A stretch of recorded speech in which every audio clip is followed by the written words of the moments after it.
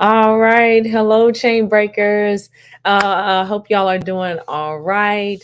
I wanted to say thank y'all so much for joining me on Clubhouse last week and on the live. That live, I went back and watched that live, and I was taking notes. Because I be in the spirit, so sometimes I don't remember everything that I said or did, so I have to go back. I watch it and I read your comments, and then like God gives me several messages off of that one message, right? So that's why Saturday I'll be talking about psychology and the Bible. I think it's time to have that conversation. I've been waiting to have that conversation. I've said it in a few videos here and there, but now I'm tackling that message full on. God has given me, I believe, the complete word or what he wants me to speak at this time. So don't miss that Saturday at 1 p.m. CST. And that's nothing against therapists or anything like that. So don't think it's anything like that, but it's just a conversation that we need to have as believers. And I am excited about that message. All right. So join me there Saturday at 1 p.m.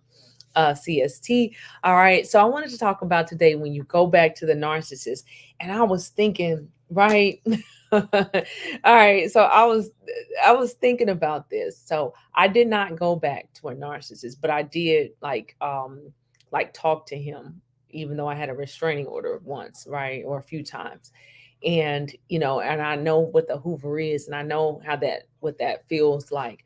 But I didn't go back. For one, I had a restraining order, and for two, um, my children really were part of the biggest reasons. And number three, God showed me that if I go back, um, like I will be destroyed, and He showed me with this the spiritual warfare. So that really kept me away. But I wasn't going to sacrifice my children. But I remember Him talking, and once my mind is very strong, right? Very strong, and once my mind gets made up. I definitely compromise with people, but once God shows me something, it that settles it for me. You know what I'm saying? I don't care how I feel. That settles it for me, regardless if I want to hear it or not. That settles it for me. And even in the beginning stages of my healing journey, that settled it for me. So even when I talk to him and or not that I talked to him, because I didn't talk to him a lot, but like he would send flowers, he would try to call me on WhatsApp, or not WhatsApp, but like text me now, I think it was, and different things. He would reach out to third parties, he would post stuff on social media, and then somebody would come back and tell me about it. So I know the games that narcissists play. You know what I'm saying? So he wasn't doing those things, and I realized early on he wasn't doing those things because he loved me. He was doing those things for image. He wanted the image back because he had been caught cheating. So why would you want me when you cheated on me? You've shown me that you don't want me, that you're not worthy of me, that you are going to continue to violate our union. So why would I go back to that, knowing what I know? It's different when I didn't know what I knew.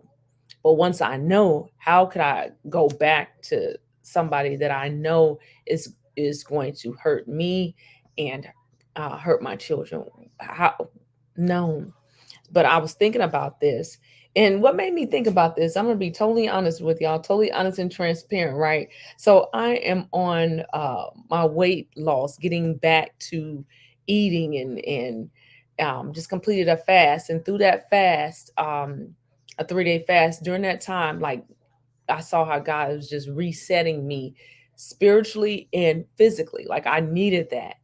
And now I'm eating much better. Like you know what I'm saying? It's amazing. But okay, so how I thought about this is I have a nutritionist, right? And because I had gained weight, I didn't want to go back to the same nutritionist. I didn't want to go back to the same nutritionist because I knew what they when they gave me that little sheet that told me if any of you are a nutritionist or you had a nutritionist, when you go there, they give you that little sheet and it says like you're overweight. Or that's what my sheet say. Because I'm 5'4.5". Yeah, I'll get out of my business. I ain't gonna tell you how much I weigh. But when I went, and of course it said I was overweight. I thought I was gonna say the next category is obese. You know what I'm saying? And I'm not big or anything, but for my height and where I've always been fit.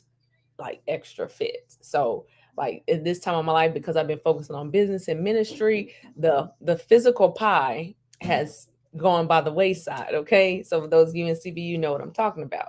All right. So I've been doing things. I had to be reset. But in that, I was like, oh, this is how people be feeling when they go back to a narcissist. Because I didn't want to go back to the same nutritionist. I didn't want to go back to my same nurse practitioner. I didn't want to go back to her. So I tried to find another one. I tried to find another one, y'all. I tried to find another one. And that one costs more than everything. But I was like, it made me think this is how people feel when they go back to a narcissist. And I know they're two totally different. This is the way my mind works, okay? Like I always see the spiritual implications. I always see like other situations and I try to see what other people can learn from what I go through, right?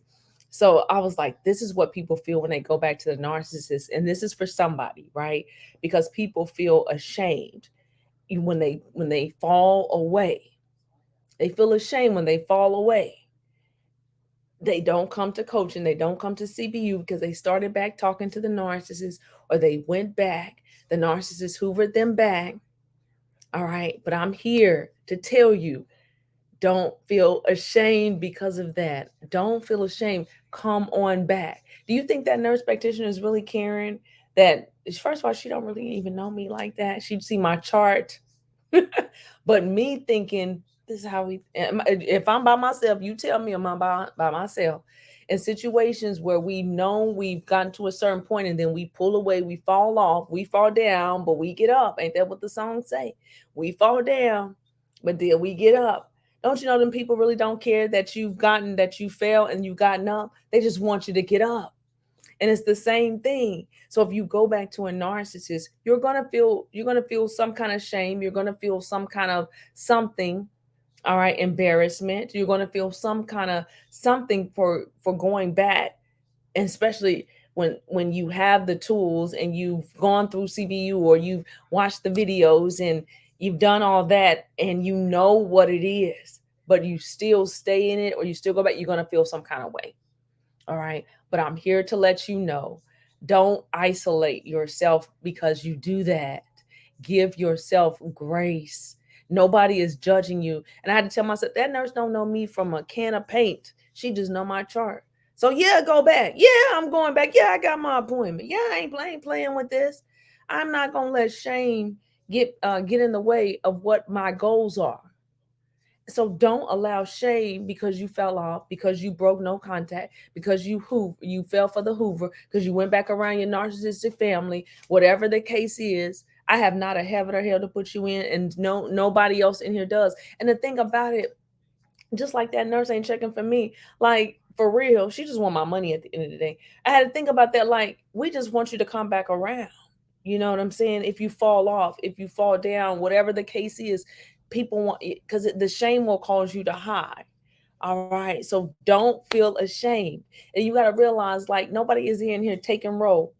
Ain't nobody in here taking roll where such and such as now. I would think like, oh, I ain't see such and such or man, but I know people got lives. I know how this thing works. It's cyclic. I know it's cyclic. I know it's seasonal a lot of times. Now you're gonna have your core people that ride with you. They're gonna be here, they're gonna be there. You have your core people, but then you have people, the great majority of people are here for a season. They come in, they come out, they get what they need to get, they going on to the next channel. I understand that. And it's the same way with you. So if you fall off, you fall down, get back up. That's all that matters. Okay, that's all that matters. All right, and what else did I want to say? When you go back to narcissists, I want you to think about these things, though. All right, so going back to a narcissist, ooh, it, it's going to be good for about 3.5 days, maybe 7 max. Okay, all right, that's in a family. That's whatever the situation is. Narcissists can't get right. They really can't. They're not going to act right. They're going to just pull you in. They are very they only do behavior modification. Whatever they need to do to get you back. If I would have went back, that the abuse would have started as soon as he knew I was hooked. and it would have ramped up, because now I've shown him that I am willing to take the abuse. I'm willing to take a licking and keep on ticking. So that thing would have ramped up. So that's what any narcissist, they only modify their behavior temporarily. And if you go back knowing what you know, look, depression is waiting on you. Do you hear me? So don't do that to yourself. Now, some people, they got to learn that poop stank, and they got to learn that the fire is hot. So that's why I don't try to convince people. I just tell you what it is. That way you know. That way you know, because you got to get sick and tired. I had to get sick and tired of carrying extra weight before I did something about it. I had to get sick and tired of myself. I had to and realize that look, this is it. It has to be a point where you say, nope, this is it. I'm not gaining any more weight. Nope, this is it. I'm not going back. Nope, this is it. I'm doing this for my emotional health. I'm doing this for my sanity. I'm doing this for whatever reasons, I'm doing this to be in the will of God. This is it. It has to be a breaking point, a stopping point. It has to be somewhere in your mind that clicks your threshold. What is your threshold? Because narcissists are going to give you a litmus test, and they're going to keep pushing and pushing and pushing and pushing your boundaries. So you have to know what your threshold for abuse is, what your threshold, whatever pieces of that pie, all right, whatever it is, you have to know what your limitations are, because the narcissist is going to try to keep pushing your boundaries beyond that. Okay. So you have to understand that narcissists are known for their manipulative behavior, their ability to make their partners feel like you need them. Oh, I need you. I need you. I can't make it without you. How I'm gonna live? I want my child back. We miss you. Now, someone may act like the opposite. They won't act like they don't need you. Act like their life is just grand now that you're not in it. All right. But you got to remember what you're signing up for. And if you are considering going back to a narcissist, if you haven't gone back and you're considering it, I want you to understand that narcissists are not capable of true compassion and true empathy or love. And it has nothing to do with you, it's just who they are. So they'll give the appearance of cognitive empathy. Some of them will cry on cue, but it's not genuine. It doesn't meet the eyes. They'll give the appearance of caring, but they are motivated by selfish interest. It benefits them to have you back in their life. You're a winner. You have the light inside of you. So it benefits them to have you. So it hurts them. They feel some kind of something with their evil selves. They feel some kind of something, but it's not genuine. It's not because they love you. And if you're not wise, or if you don't know what this is, you'll think, oh, they miss me. Oh, they miss me. It's not you that they miss. They miss what you carry. They miss being able to siphon your spirit. They miss you, especially in a relationship. They miss all the things that you do. They miss your financial acumen. They miss your resources. They miss your network. They miss being able to control you. Now, if they control all the purse strings, all right, look, you're gonna have to do some things. You're gonna have to save up. You're gonna have to make you work your plan and plan your work, all right? You have to play chess, not checkers. But a narcissist is only in this for their own self-interest. All right. And if you're struggling with the idea of going back, all right, this is when you need your A team more than anything. When you are leaving, when you are contemplating leaving, when you get out. All right. And even on down the line, you need your A team. You need a team. Don't It's going to be you want to isolate yourself because you feel like nobody understands what I'm going through. Even though they know about narcissist abuse, they don't know my particular situation. These are all the things that I used to say. Okay. But you need people around you that get it. You need people around you that are praying for you. The narcissist wants you left out there with no support. They want to make sure that you have nobody in your corner. They want to push people away from you. Okay. And then when you don't feel like you can trust anybody, you'll push people away from you. But don't push the right people away. Don't push the right people away from you. Okay. All right. And then understand you have to let your body go through a detox period. Watch my series on spiritual ICU. Watch my videos on breaking the trauma bond and breaking the soul ties. When you don't know anything else, you think that what the narcissist offers is love, but it's not love. It's abuse on every level.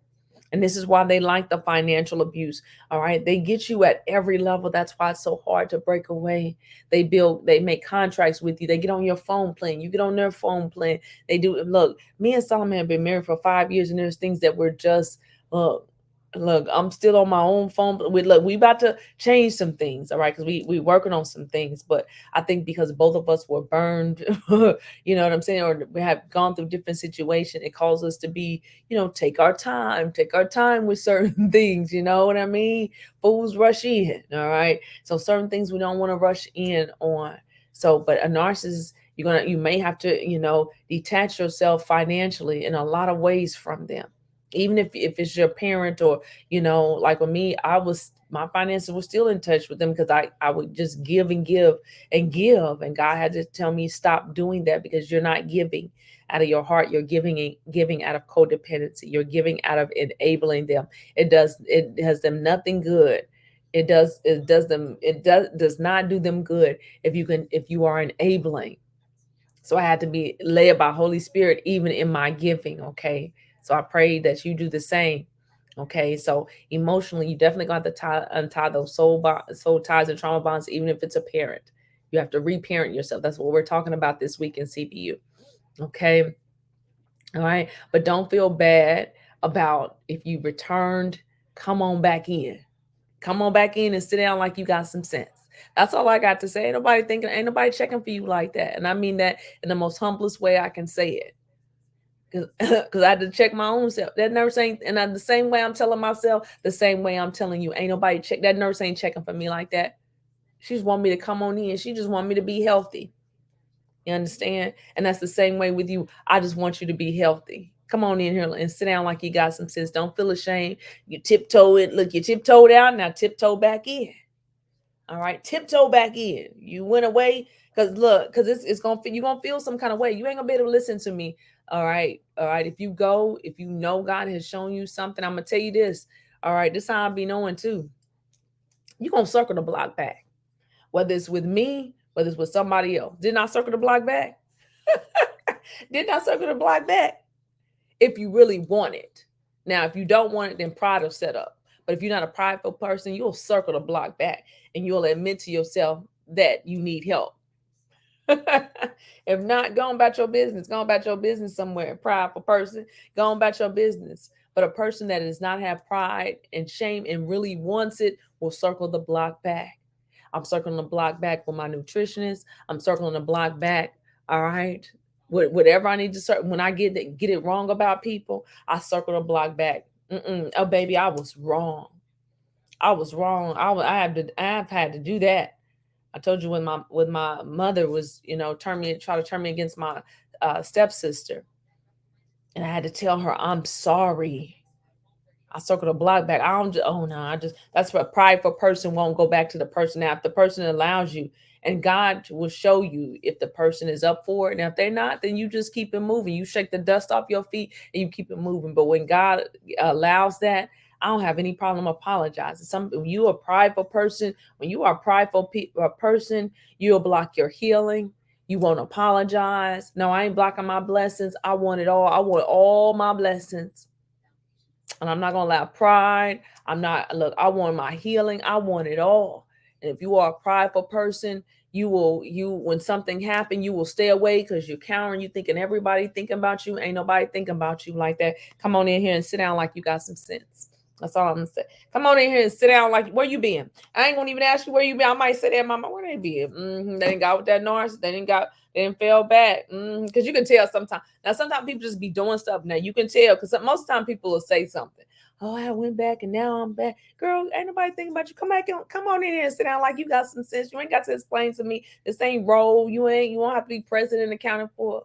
All I do when I think of someone, God brings somebody to mind. Oh, where's such a, I just pray. And then they might be going on to another channel. They might be whatever life be lifing. All right. So I don't take it personal. I don't think anything about it. I just want you to have your healing. That's it. That's it. Come on in here and sit down. Don't feel ashamed. Don't feel ashamed.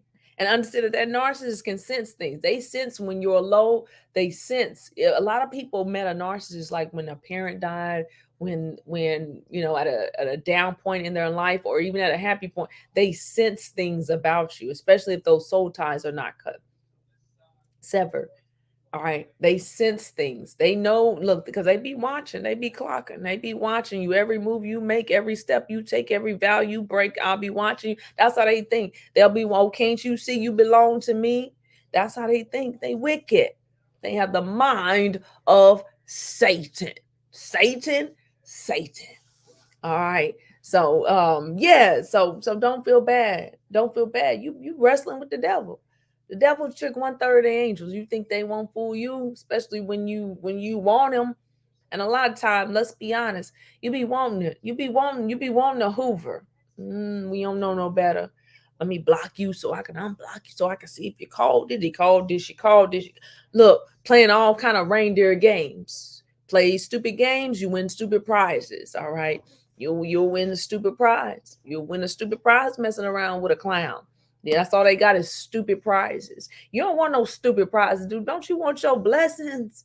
Don't you want your blessings? Don't you want your inheritance? Give them back their stupid prizes, their ring pop rings. Don't you want some diamonds, girl? Don't you want some diamonds? Don't you want a real woman, brother? Don't you want a real woman? I'll cook your food. I'll buy your clothes. Don't you want look? Don't you want some? Oh, yes. When you love right, oh, ain't nothing like it. Love will make you do right. All right, love will and make you do wrong when you don't. That ain't love. That ain't love. That's something. That's obsession. That's obsession. All right, before let me get off of here. I've been in class all day. Let me get off of here because I'm tired. I'm sleepy, and I got another meeting at 7.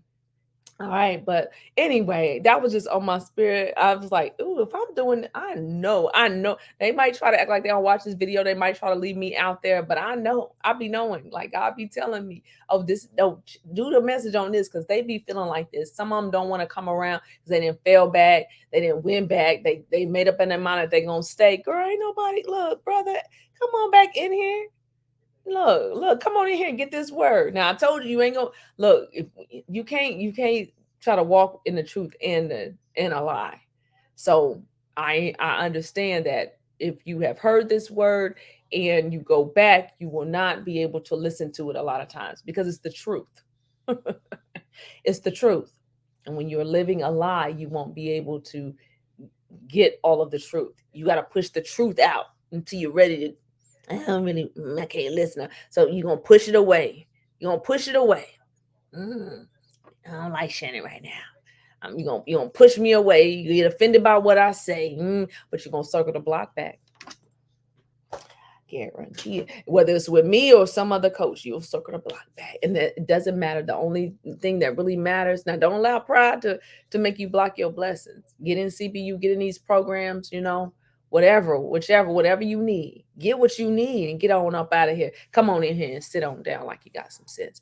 All right, y'all. I will see y'all on Saturday. Hopefully you'll join Solomon on Faith-Based Workplace at 7 p.m. CST. Come on in there and sit on down. That's what I'm starting to say. Y'all know I will I will have a saying or two.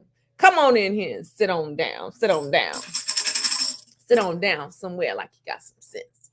All right. I will see y'all Saturday. 1 p.m. CST. I pray that you come on in. I pray that y'all doing. How y'all doing? Y'all doing all right? I was rude. I didn't even ask y'all. Did I ask you how y'all was doing in the beginning? I think I did. I think I did. If I didn't, how are you doing? Bless your heart. Bless your heart. All right. I'll see you Saturday. God bless y'all. Y'all have a good evening. Bye-bye.